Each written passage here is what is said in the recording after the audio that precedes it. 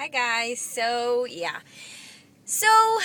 if you saw my update, then you'll see that surprise, a BFP. So, I like to consider myself pretty knowledgeable on how to get pregnant, like the scientific things that have to go into it. You've got to ovulate, and in order to ovulate, um, sometimes you can tell by cervical mucus, and I know that sometimes you can ovulate without cervical mucus, but then that makes it really hard to actually get pregnant, because the cervical mucus is what takes the sperm and helps it survive all the way up to meet the egg. So when you don't see cervical mucus, and when you pretty much see nothing as far as cervical mucus goes for 41 days, I'm pretty sure it's safe to assume that you haven't ovulated. I usually get the pain, I forget the exact name of it too right now. I usually get the pain too when I ovulate, and I can tell. And not to mention, if you saw my chart, twice, it can only happen one of two times. Last month, as you'll know, my father-in-law passed away. So we have been so preoccupied with that, just not in the mood, etc. TMI alert, I had a yeast infection. There was just one thing after another that just didn't add up. Everything was against us. So I just had wrote it off, and I was like, whatever, I just want to start over. That way, I can keep track of it, pay attention to what I'm supposed to, start temping again, and conceive a baby. So after I made the Cycle Day 41 update, Jenny and I had been talking earlier in the week about, just not starting, blah, blah, blah. And I had remembered that she was like, why don't you just take a test? But I had taken some, I don't know, it had been 2 weeks or something. And I was like, oh, what the heck. So 11 o'clock at night, right before I went to bed, on a whim, I was like, whatever, I'll just take a test just to say I did, and just still continue to wait for AF to show.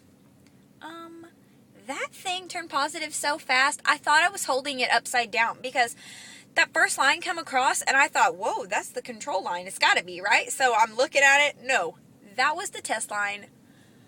I was freaking out. I was shaking. I was staring, going, oh my God, oh my God, oh my God. I think I said that probably 5,000 times. Oh my God. So then I just can't think. Then I'm going, oh my gosh, that's 3 kids. What did we just do? What are we going to do? But then, that feeling passes as instantly as it comes.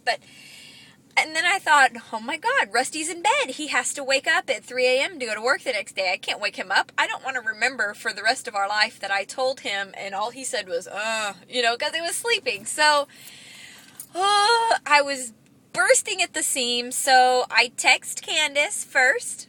She found out first, and I told her, and she had been traveling all day. She was going to see her family for Christmas. And then I called Jenny, and she didn't answer, and I was freaking out. She didn't answer, so I left her a message, using her full name. Answer the phone, you have to call me back.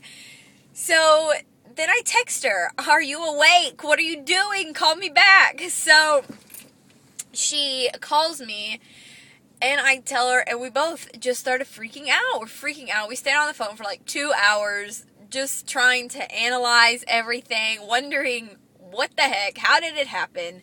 Of course we know how, but just with everything against you, you just have to wonder if some power greater than you, and we are a God-believing family, wasn't involved somehow, and somehow it just, I don't know, it was our lucky cycle, apparently, and yeah, so that's that. So I told my husband the next day when he got home from work.